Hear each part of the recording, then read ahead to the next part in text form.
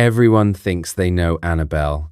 A pale porcelain face, eyes that never blink, and a grin that looks like it has seen your soul and decided to keep it for later. Thanks to the Conjuring universe, that image is burned into pop culture.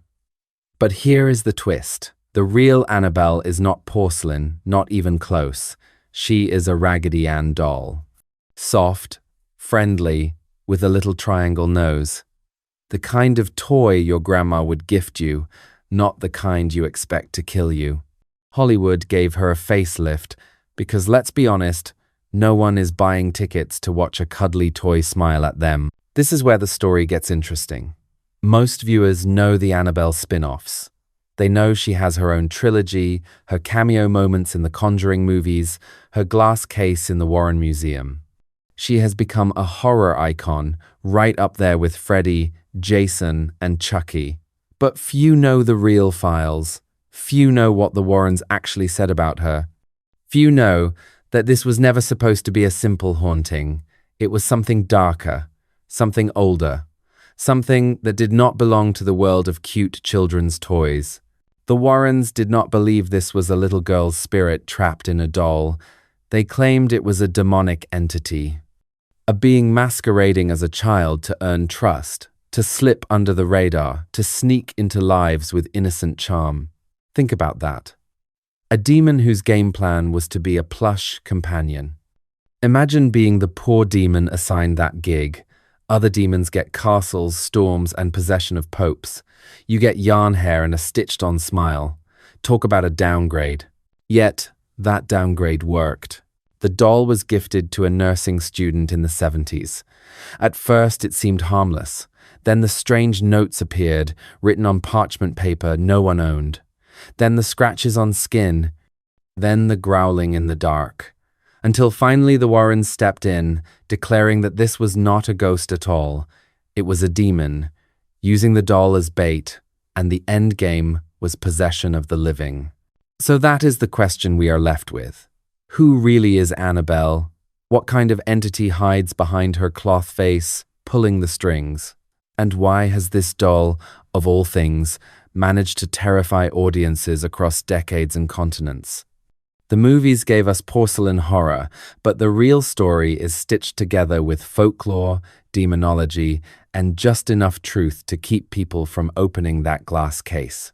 When we talk about Annabelle, it is easy to think of her as a one-of-a-kind horror star, a singular, terrifying case file that exploded into Hollywood legend. But the truth is that Annabelle is part of a much older story, a tradition that stretches across cultures, continents, and centuries. The idea that evil can live inside an object, that something harmless, something ordinary, can become a vessel for the unnatural. Dolls, mirrors, statues, bottles, even jewelry. Throughout history, people have whispered that spirits, curses, and demons can attach themselves to these things. The logic behind it makes a strange kind of sense. Human beings project meaning onto objects. A locket is not just metal. It is memory. A doll is not just fabric. It is love, comfort, and childhood. And because we pour so much into these things, folklore suggests that spirits can pour themselves in too. The object becomes a doorway, a disguise, a prison, or sometimes even a weapon. Annabelle might be the most famous modern example, but she is far from the first. Take Europe. In the 17th century, people lived in fear of witchcraft. They believed witches could curse their homes, bring sickness, and twist fate. To fight back, people created what were called witch bottles. These were ceramic or glass containers filled with strange ingredients: pins, hair, fingernails, even urine. The idea was that the bottle trapped a curse. If a witch tried to harm you, the bottle would hold the magic, reflecting it back on the sender. Over time, stories spread that the bottles themselves became haunted, that the energy inside, twisted and hateful, was not always content to stay dormant. Dig one up centuries later, and some still whisper that you might unleash what was meant to be locked away. In other words, a simple household object could double as both shield and ticking time bomb. Shift continents, and we find African traditions of the Nkisi. These are dolls or statues used in spiritual practices. Carved from wood, adorned with nails, feathers, shells, and sometimes bound with cloth or rope, Nkisi figures were believed to house spirits. Some were protective. They were guardians that fought off evil.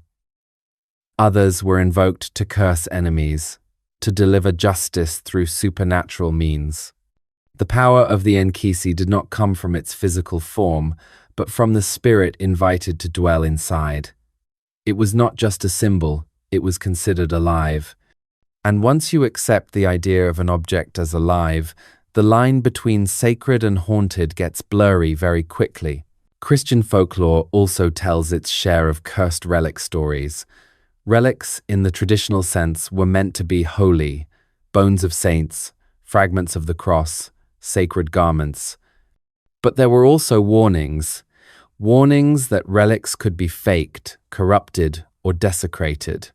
And when that happened, they did not just lose their power, they could become twisted. A relic handled with greed could invite punishment.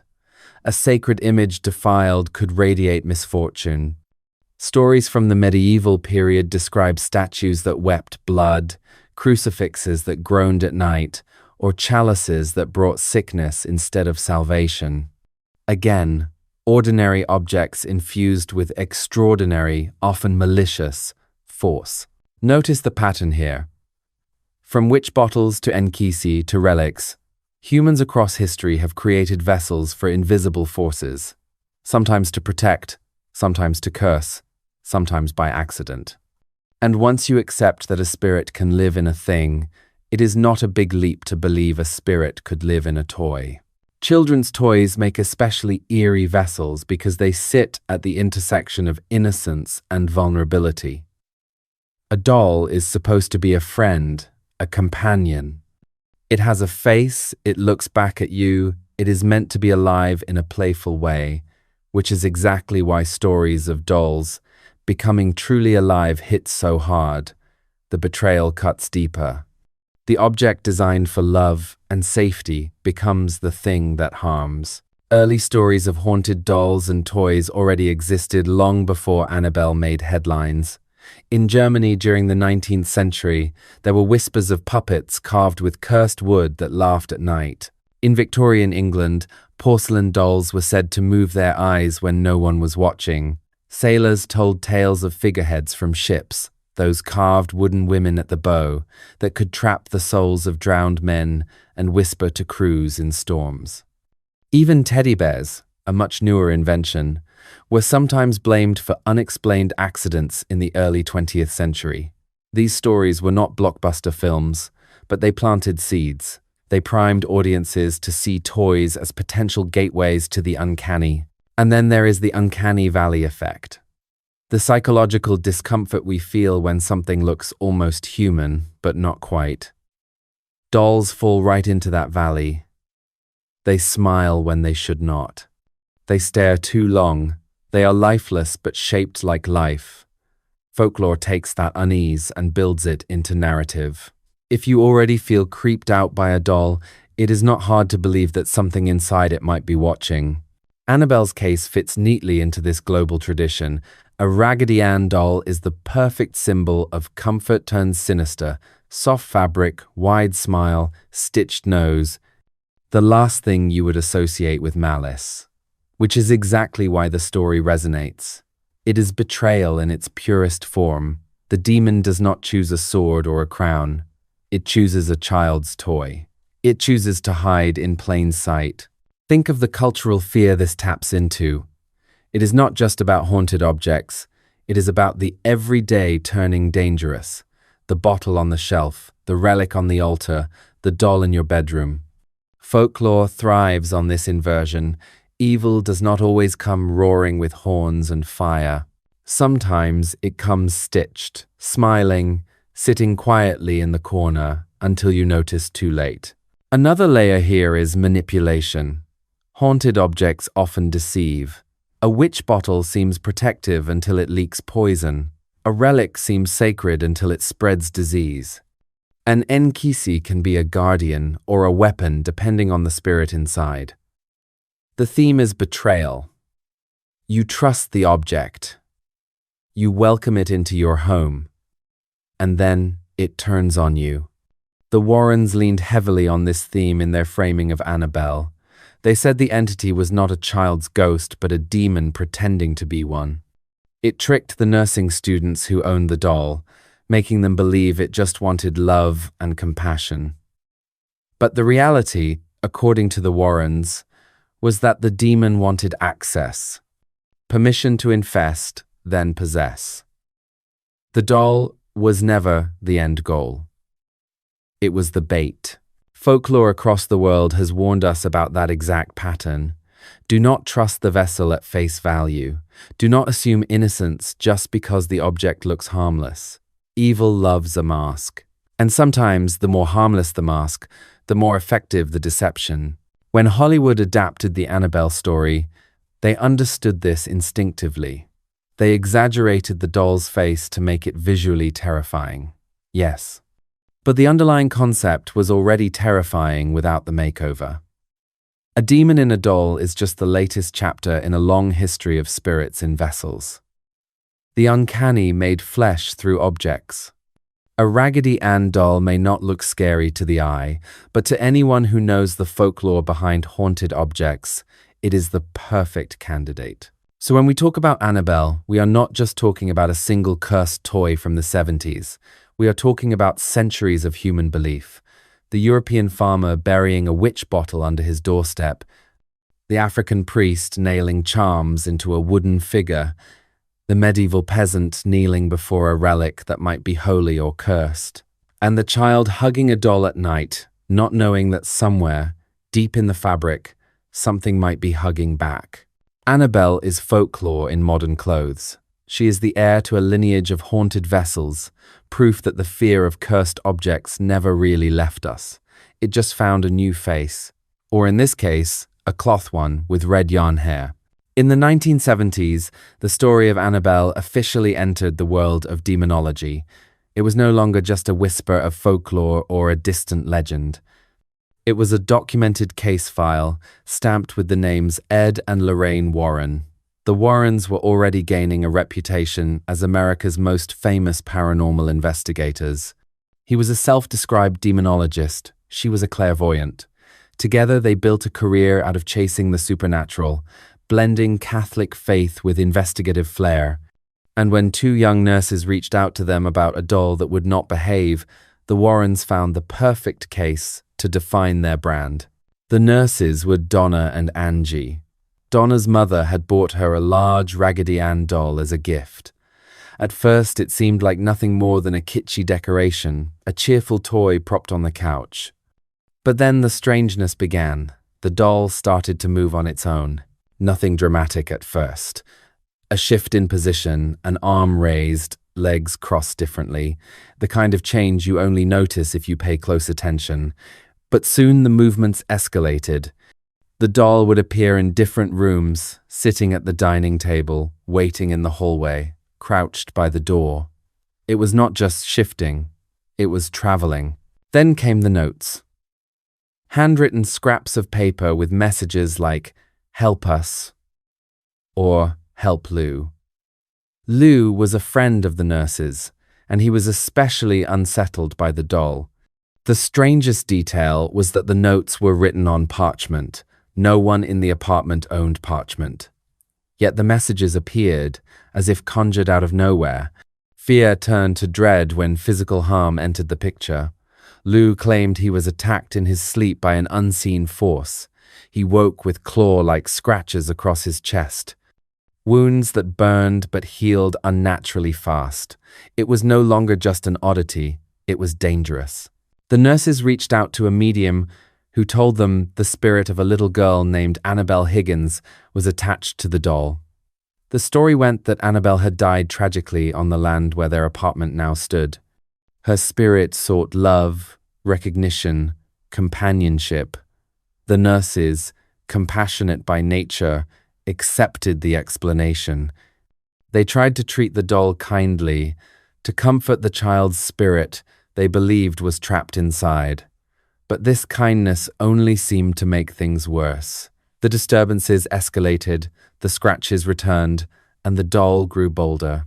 Enter the Warrens. When they investigated, they rejected the medium's explanation outright. To them, this was not a little girl. This was not the spirit of a child at all. This was something far darker, something deliberately lying to gain sympathy. A demon, they argued, was using the story of a dead girl as bait. By convincing the nurses to offer it affection, it was tricking them into granting permission. And, once a demon has permission, the Warrens warned, it does not just stay with the doll. Its real goal is possession of the living. They described the case as textbook demonic manipulation. Stage 1, infestation. Strange movements, unexplained noises, objects out of place. Stage 2, oppression. Violent attacks, psychological manipulation, scratches on skin. Stage 3, possession. The final step, if left unchecked, where the entity enters and controls a human host. In their view, the nurses were dangerously close to stage 3. The Warrens performed prayers of exorcism over the apartment and took the doll into their custody. They believed it was too dangerous to leave behind. From that day on, Annabelle became a resident of the Warren household, eventually locked inside a glass case with a bold warning written on the front. Do not open. The case was even blessed regularly by a priest to ensure the entity remained contained. What makes the Annabelle case so compelling is how it fuses older haunted object archetypes with modern demonology. In the witch bottles of Europe, the Nkisi of Africa, and the cursed relics of medieval Christianity, the object was seen as a vessel. Something powerful could be trapped inside. But Annabelle added a psychological twist. She was not just a passive vessel. She was an active manipulator, pretending to be a child in need. That detail made the story chilling in a new way. It was not just about an object turning evil. It was about an object pretending to be good so it could do worse. The Catholic framing deepened the terror. The Warrens argued that demons cannot simply invade. They need consent. They need an invitation, which means the doll's story was not just supernatural but theological. The nurses, with all their compassion, were being played. Their kindness was weaponized against them. That concept resonates deeply in horror because it blurs the line between morality and danger. What if doing the right thing, showing mercy, is exactly what evil wants? At the same time, Annabelle feels like the natural heir to centuries of folklore. She is a cursed relic disguised as a toy, a witch bottle with button eyes, an Nkisi with a stitched smile. The elements are old, but the presentation was fresh. A modern apartment, 2 working nurses, claw marks on a chest. This was not a medieval legend or a sailor's tale. It was the suburbs, it was the present, it was now. That immediacy made the story go viral, before viral was even a word. The Warrens built their career on blending folklore, faith, and sensational storytelling. Annabelle gave them a case that embodied all 3. To skeptics, she was just a doll. To believers, she was proof that demons will take any mask, even the soft face of childhood, to worm their way into human lives. And to the world of pop culture, she was a ready-made icon. All it took was a little glass case and a handwritten warning to spark decades of fascination. Annabelle's birth in demonology was not just about one Raggedy Ann doll. It was about how an ancient idea could be repackaged for a modern audience. Haunted objects have always been part of human fear. But through the Warrens, the story of Annabelle became something bigger. A cautionary tale, a case file, and eventually, thanks to Hollywood, one of the most famous demons in the history of horror. When James Wan released The Conjuring in 2013, He was not just making another haunted house movie. He was building a cinematic universe, a tapestry of interconnected horrors all orbiting around the case files of Ed and Lorraine Warren. To do that, he needed icons. Monsters that could stand alongside Freddy, Jason, and Michael Myers. And one of the first artifacts to step into the spotlight was Annabelle. Except, the real Raggedy Ann doll that sat in the Warrens' museum was not exactly blockbuster material. She looked sweet, innocent, even goofy. Creepy if you already knew her story, but not the kind of thing that could terrify a theater audience, which is why Hollywood gave her a makeover. Annabelle's cinematic debut came in the opening sequence of The Conjuring. The film opens with three young people nervously recounting their experience with a doll that seemed to move and act on its own. For audiences unfamiliar with the case, it was a chilling introduction, but the doll on screen was not cloth, not soft, not even remotely huggable. She was porcelain, cracked, and grimacing. Her face was painted with exaggerated details that immediately signaled danger. Wide, staring, glass eyes, harsh lashes painted high on her cheeks, a perpetual rigid smile that looked more like a sneer. It was not subtle, it was theatrical, and it worked. The redesign was deliberate. One understood that cinema is a visual medium. You cannot ask an audience to read a case file before they sit down in the theater. You cannot rely on backstory alone to make a doll scary. You need instant dread, a design that communicates in seconds that something is wrong. A Raggedy Ann doll would have taken too long to register. Some might even laugh. A cracked porcelain doll, on the other hand, already looks wrong before it moves a single inch. Hollywood amplified everything about Annabelle. The real case involved slow escalation, subtle movements, handwritten notes, scratches on skin. But in the movies, Annabelle becomes a relentless force of theatrical terror. Doors slam violently, lights flicker, shadows creep across ceilings, victims are hurled across rooms. It is less about psychological suggestion and more about sensory overload. Every tool in the horror playbook is deployed to remind you that Annabelle is not just a toy. She is a conduit for cinematic chaos. Her features were carefully chosen to maximize that effect. The porcelain is cracked, as though the doll has survived decades of abuse, each fracture hinting at buried violence. Her eyes are painted wide open, glassy, and unblinking.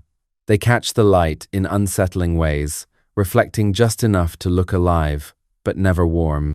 Her lips are locked in a smirk that feels mocking, as if she knows something you do not. And her immovable stare, fixed forward no matter how the camera circles her, forces viewers to confront her presence. Even when she is still, she dominates the frame. This is why the redesign made sense. Horror cinema thrives on imagery.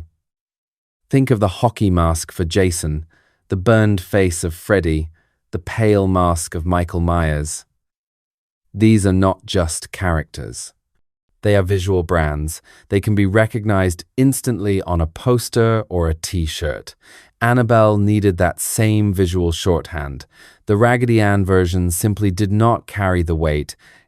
She was iconic in reality because of the Warrens case and the warnings etched on her glass case.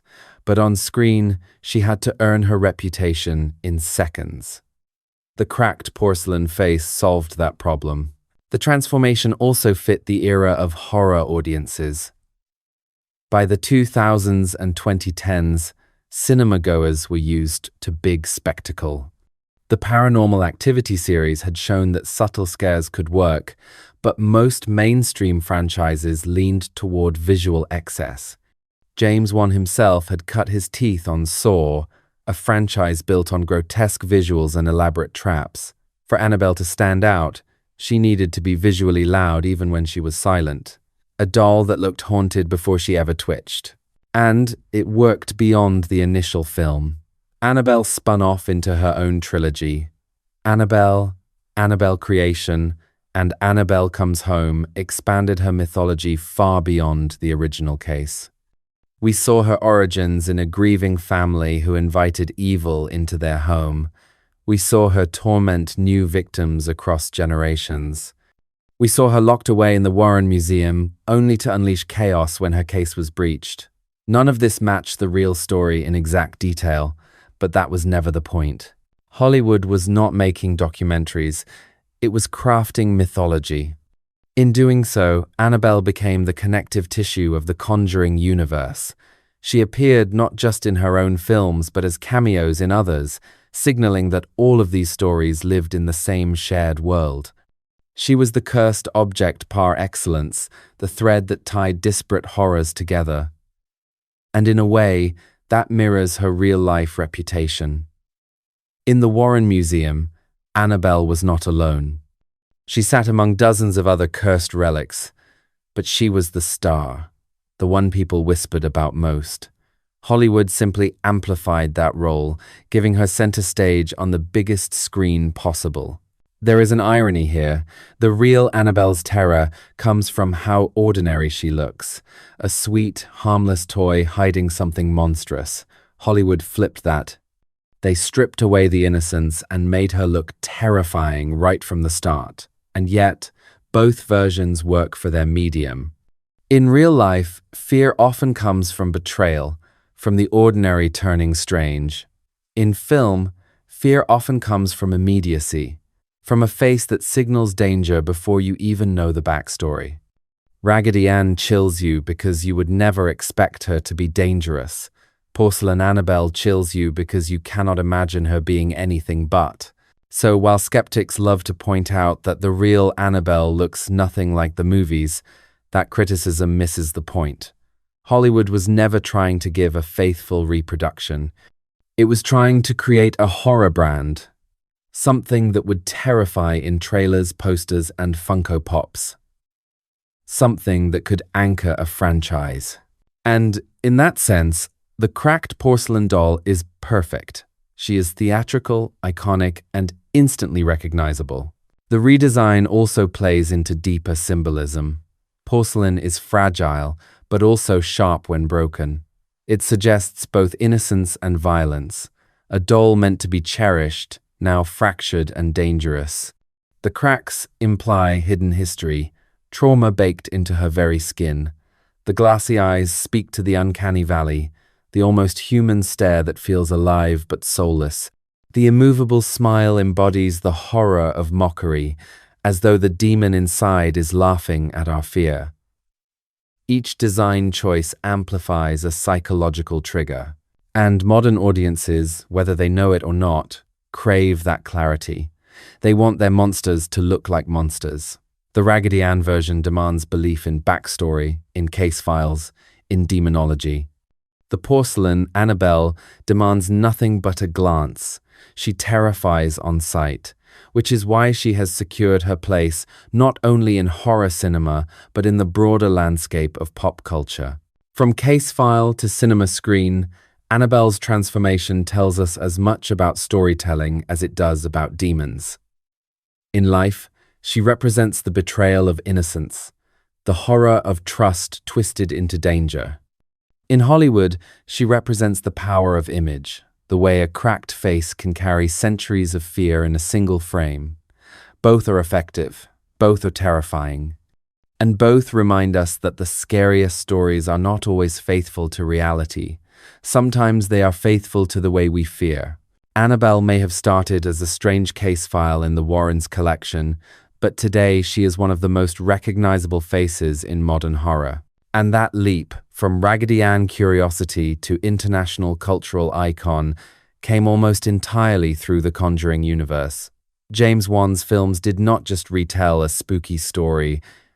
They built an empire, a cinematic cathedral of haunted objects, cursed families, and demonic presences. And at the heart of it all, sitting in her glass box with that unblinking stare, was Annabelle.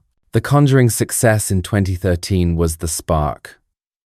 Audiences were captivated by the mix of jump scares, gothic atmosphere, and the supposed based on a true story framing. And from the very beginning, Annabelle stole the show. Her short sequence in the opening minutes left such an impression that Warner Brothers quickly greenlit her own film. By 2014, she was starring in Annabelle, and what might have been just a side character in a single franchise became the anchor of a new one. The first Annabelle film set the tone. It leaned heavily into her design, that cracked porcelain face watching silently as chaos unfolded. The story was not a direct retelling of the Warrens' case file. Instead, it was a fictionalized prequel that placed the doll into a young couple's life, drawing on satanic cults, demonic infestations, and classic haunted house tropes. Critics were mixed, but audiences turned out. They were not there for historical accuracy. They were there because Annabelle had already become shorthand for terror. A doll that should not move, but does. A face that should be sweet, but is cruel. Then came Annabelle Creation in 2017, which expanded the mythology further. This time it went back to the supposed origin of the doll, telling the story of a grieving couple who invited evil into their home after the death of their daughter. The film leaned into gothic atmosphere, orphanages, and creeping dread. And once again, Annabelle was not just a background object. She was the centerpiece. Her stillness was the scare. Her silence was the threat. For many fans, this was the strongest film in the trilogy, cementing Annabelle as more than a gimmick. She was now a fully fledged horror icon with her own mythology, however fictionalized. The trilogy closed with Annabelle Comes Home in 2019, which cleverly tied her story back into the Warrens' museum. Here, the doll was not just a standalone monster, but the trigger for chaos. Once her case was opened, the other cursed artifacts in the museum stirred to life. Annabelle became the catalyst for an entire house of horrors, essentially acting as the ringleader of supernatural mayhem. It was a neat meta-touch, because in real life the doll was already the star attraction of the Warren Museum. On screen, she filled the same role. Together, the trilogy turned Annabelle from a case study into a franchise. She joined the ranks of horror characters who could hold entire films on their own. Freddy has his dreamscapes, Jason has his machete. Chucky has his foul mouth and violent antics. Annabelle has her silence, her stare, and her immovable presence. In a genre crowded with killers and monsters, she carved out a space as a doll who does not need to move an inch to be terrifying. Of course, this raises a question. Why did audiences accept the Hollywood lie so easily? Why do millions of people who know Annabelle from the movies barely blink when they learn the real doll is a Raggedy Ann? The answer is simple. Horror is about emotional truth, not factual truth. A Raggedy Ann might be scary once you know the backstory, but it does not communicate fear visually. The cracked porcelain doll, on the other hand, scares before you know a single detail. Audiences forgave the inaccuracy because the redesign worked. It did what horror is supposed to do. It made them afraid. There is also a deeper fascination at play. Western audiences have long been obsessed with cursed dolls. The archetype goes back decades. Chucky from Child's Play was the first doll to dominate modern horror. A wisecracking killer in the body of a good guy toy, Chucky was both terrifying and darkly funny. He embodied the fear of innocence corrupted, the betrayal of childhood safety. Audiences could not look at their own dolls the same way again. Annabelle builds on that foundation, but in a different register. Where Chucky was loud, mobile, and violent, Annabelle is quiet, immobile, and patient. She does not run across the floor with a knife. She waits. She stares. She is less about gore and more about atmosphere. In a way, she is the perfect modern counterpoint to Chucky. He is chaos embodied. She is stillness weaponized. Both tap into the same primal fear, the toy that turns against you. This obsession is not limited to the screen. Haunted dolls are a staple of paranormal lore, especially in the West. Stories of Robert the Doll in Florida or the cursed puppets of old Europe show that the fear long predates Hollywood. What cinema has done is distill that folklore into marketable icons. Chucky was the 80s version. Annabelle is the 2010s version, and both prove that the fear of cursed dolls is evergreen. There is also something uniquely unsettling about dolls compared to other haunted objects. A haunted mirror or a cursed locket might frighten you, but they do not stare at you from the shelf. Dolls, by their very design, mimic human presence. They sit like we do. They watch like we do. They are built to imitate life, which is why stories of that imitation crossing into reality are so effective. When a doll smiles at you, you never know if it is just painted on, or if something inside is smiling too. Annabelle's global explosion can be seen in the way she has crossed beyond film. She is a Halloween costume, a collectible, a meme. People take photos at the Warren Museum, standing nervously by her glass case. TikToks and YouTube videos speculate on whether she has ever escaped, whether she has ever attacked visitors. She is not just a character. She is an icon, a brand, a shorthand for horror itself. From case file to cultural phenomenon, Annabelle's journey reflects the way horror stories evolve. The real Raggedy Ann doll was frightening because she betrayed trust. Hollywood's porcelain Annabelle is frightening because she embodies fear at first glance. Both versions feed into the same fascination, and both have carved out their place in the collective imagination. Western audiences have always loved cursed dolls, but Annabelle took the archetype global. She is proof that sometimes the scariest monsters do not need to move, speak, or slash. Sometimes they only need to stare. Annabelle is more than just a doll. She is a symbol, a cultural mirror that reflects our deepest fears about innocence, safety, and trust. On the surface, she is fabric and stuffing, or porcelain and paint, depending on whether you are looking at the real case or the Hollywood version. But beneath that surface lies meaning. She represents the corruption of innocence, the betrayal of comfort, the reminder that evil rarely comes dressed as evil. It often comes dressed as something familiar, something harmless, something you would never suspect. In the real world, the Raggedy Ann doll was supposed to be a gift of love, a cheerful toy bought by a mother for her daughter. It should have been a reminder of childhood, of family, of warmth. Instead, it became the stage for scratches, whispers, and a demonic masquerade. That inversion is what makes the story terrifying. A child's toy is not supposed to cause harm. But in Annabelle's case, it became the vessel of it. She is the embodiment of corrupted innocence. The very thing you trust most, the thing designed to soothe, is the thing that turns against you. That betrayal is what lingers in the imagination long after the story is told. Hollywood amplified this symbolism. The cracked porcelain version of Annabelle is not subtle. Her eyes are too wide, her smile too fixed, her face too broken. She is not the innocent toy turned evil. She is the evil parading as a doll.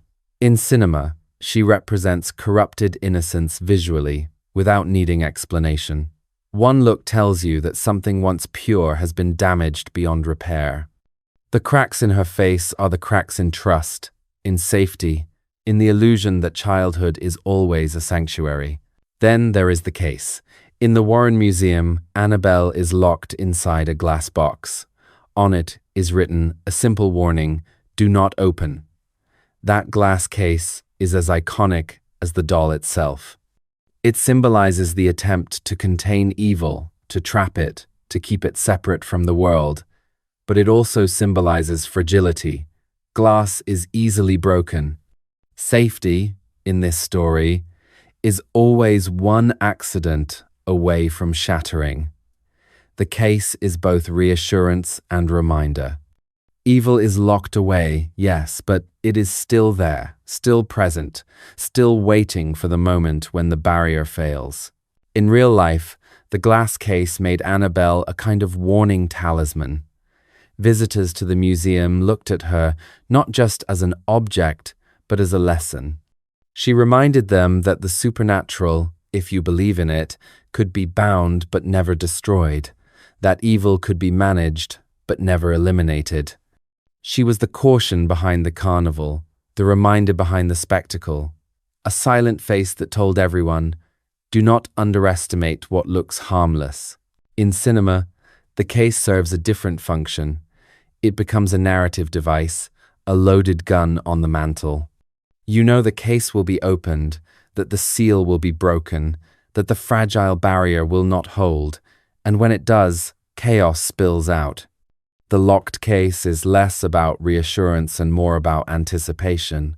It tells the audience that safety is temporary, that evil cannot be contained for long, that the inevitable is coming. The dual meaning between real life and cinema shows how Annabelle has evolved as a cultural figure. In reality, she is a warning. In film, she is entertainment. In the Warren Museum, she is revered with prayers and treated as a dangerous artifact. On the big screen, she is turned into a spectacle, the star of a franchise designed to thrill. Both versions carry weight, but in very different ways. One frightens through the possibility of truth. The other frightens through the certainty of performance. Yet both converge on the same symbolic message. Annabelle reminds us that appearances deceive, innocence can be corrupted, trust can be broken, safety can be fragile. A doll that looks harmless can hold a demon. A gift of love can become a curse. A glass case meant to reassure can also signal danger. She is the ultimate reminder that not everything that looks safe is safe. And that perhaps is why she endures. It is easy to dismiss horror icons as gimmicks. To say Annabelle is just another Chucky, another haunted object invented to sell tickets. But the reason she resonates so strongly, across continents and decades, is that her symbolism is universal. Every culture has stories of betrayal, of masks hiding monsters, of innocence overturned. Annabelle is simply the latest vessel for that timeless theme. She is a doll, yes, but she is also a metaphor for how evil hides, a metaphor for how trust can be weaponized, a metaphor for how safety can shatter in an instant. Whether in the glass case of the Warren Museum or on the silver screen, Annabelle embodies the lesson that comfort can be dangerous, and that danger can wear the mask of comfort. And that is why she continues to stare at us, unblinking, reminding us with every crack in her smile that nothing innocent stays innocent forever. What happens when a cursed doll leaves the glass case of a museum and enters the free-for-all of online culture? That is the question Annabelle has been answering over the last decade. Because while she may have been born in the Warrens' case files and raised in Hollywood's cinematic universe, her latest incarnation is digital. She is no longer just a doll or a horror icon. She is a meme. A trending topic, a punchline and a ghost story rolled into one. And in the internet age, that might be the most powerful form of immortality there is. The best example came in the summer of 2020. In the middle of a pandemic, when everyone was doom-scrolling and desperate for distraction, rumors suddenly spread online that Annabelle had escaped from the Warren Museum. No one could quite pin down where the story started. Some claimed it began with a mistranslated article. Others said a careless edit on Wikipedia snowballed into chaos. Whatever the source, the internet ran with it. Within hours, Annabelle escaped was trending on Twitter. Memes exploded.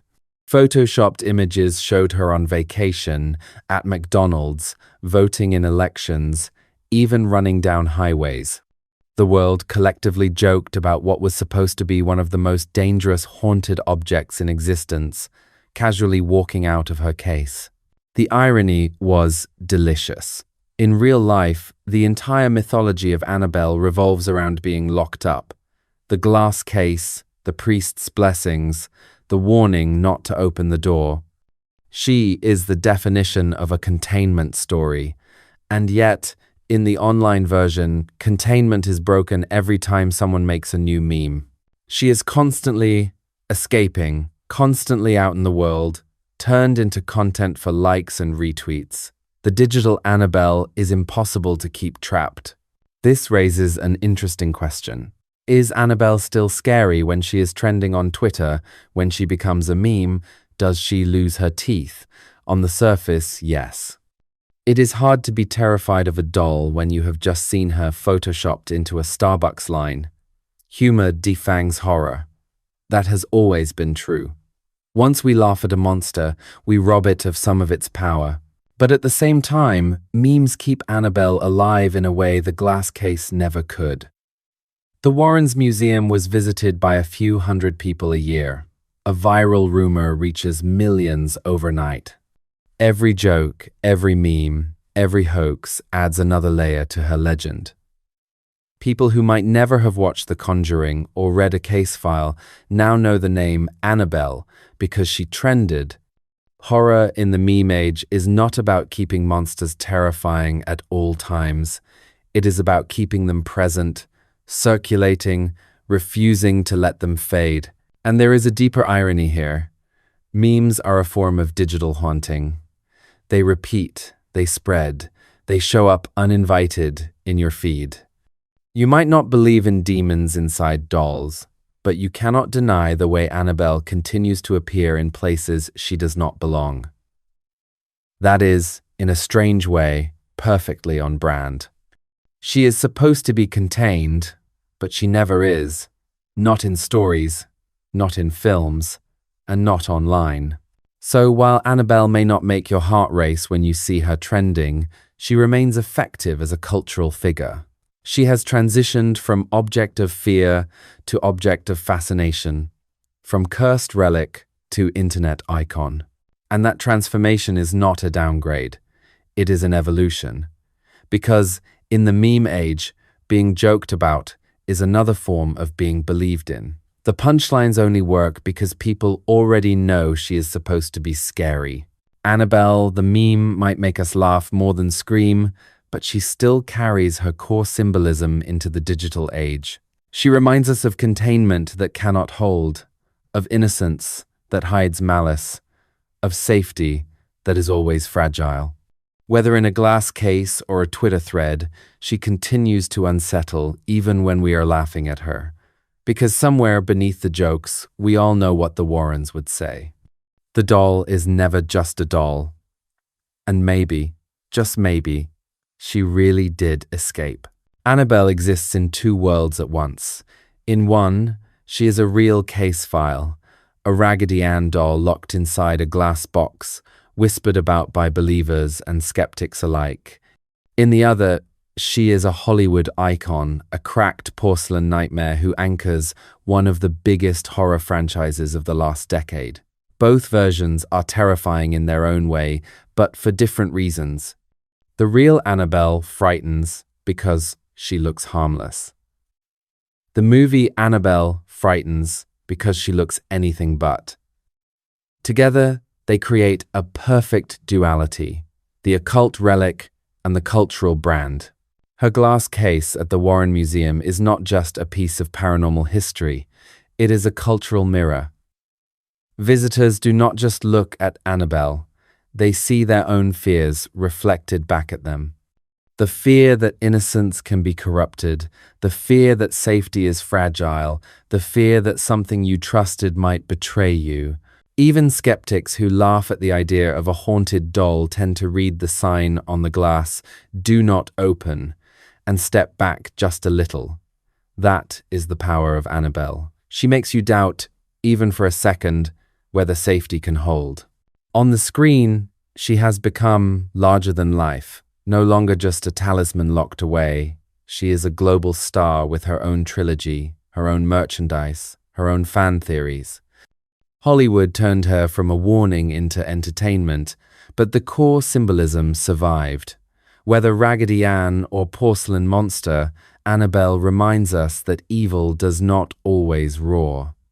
Sometimes it sits quietly in the corner, smiling, waiting.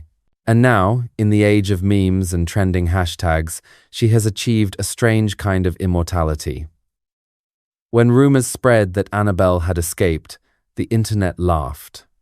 But it also shared her story with millions who had never heard of her before. Contained or escaped, doll or meme, she keeps showing up. And maybe that is the scariest thing of all.